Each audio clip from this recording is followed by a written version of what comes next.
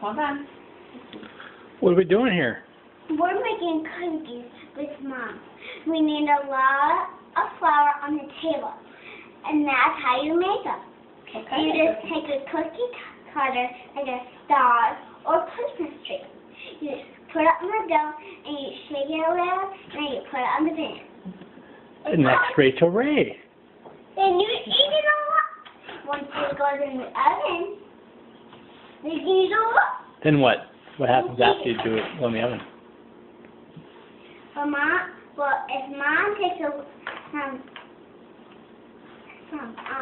flour, she spreads it around on the table. Because if we do that, you roll it and roll it until it gets really, really fat, like the other cookies. And then you do the same thing over.